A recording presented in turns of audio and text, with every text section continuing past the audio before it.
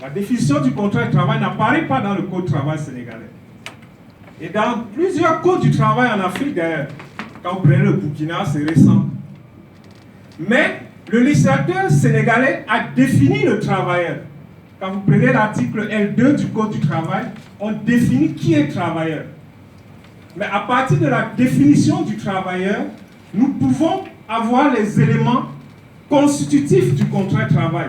Nous pouvons ressortir les éléments qui déterminent quand est-ce qu'on est en présence d'un contrat de travail. Quand vous prenez l'article L2, on dit le travailleur, c'est celui qui s'engage à mettre son activité professionnelle à la disposition d'une autre personne, moyennant rémunération à la disposition d'une autre personne physique, ou morale, publique ou privée, qui lui donne des ordres, etc., etc. De cette définition, on retrouve 3 éléments quand vous prenez cette définition. Vous avez la prestation de travail. C'est le premier élément qui caractérise le contrat de travail. La prestation de travail, elle peut être intellectuelle, elle peut être physique, elle peut être manuelle. La prestation de travail, c'est ça à quoi? C'est ce que le salarié s'est engagé à faire. Peut-être à être manœuvre, à être comptable. À côté de la prestation de travail, il y a la rémunération. C'est le deuxième élément. De façon très simple, la rémunération, c'est la contrepartie du travail fourni. Les juristes peuvent aller plus loin pour définir la rémunération. Mais très simplement, c'est la contrepartie du travail que vous fournissez. Mais quand vous regardez bien, la prestation de travail, la rémunération, on retrouve ces éléments dans d'autres types de contrats. C'est pour ça l'élément le plus important qui caractérise le contrat de travail, l'élément déterminant, c'est le lien de subordination. Il y a lien de subordination lorsque vous travaillez sous les ordres de quelqu'un qui contrôle ce que vous faites et qui peut vous sanctionner en cas de besoin. Là, on dit qu'il y a lien de subordination. Et attention, très souvent il arrive, les gens disent, dans tous les cas, il n'y a pas de contrat. Il y a en droit ce qu'on appelle le principe de la réalité.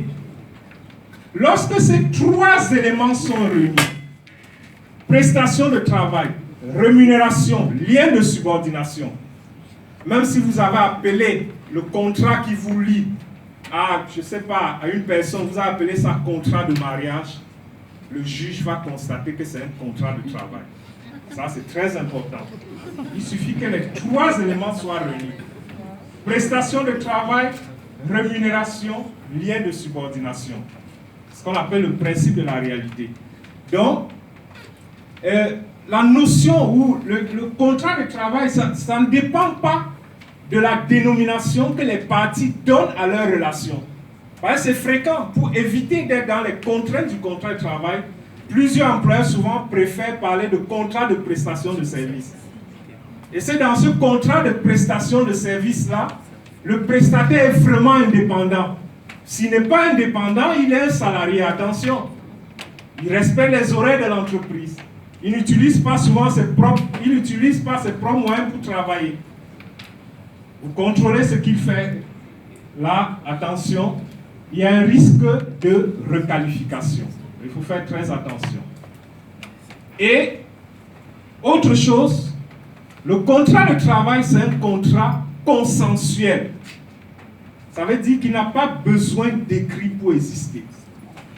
Il se forme par le simple échange de consentement. D'ailleurs, un célèbre professeur en France, le professeur Antoine Loncan, qui disait « Le droit du travail engloutit le contrat ». Tout simplement, vous appelez quelqu'un un matin, vous lui dites « Venez travailler pour moi ». Dès que la personne démarre, même s'il n'y a pas d'écrit, le contrat de travail est formé. Nous allons voir tout à l'heure quand nous allons attaquer la typologie des contrats de travail. Quand il n'y a pas d'écrit, la bonne à la maison, il n'y a pas d'écrit, elle a un contrat à durée indéterminée. Ça, il n'y a rien à faire. Si elle saisit les tribunaux, elle aura gain de cause. Le deuxième axe de la réflexion ou de l'exposé, c'est le choix du contrat de travail.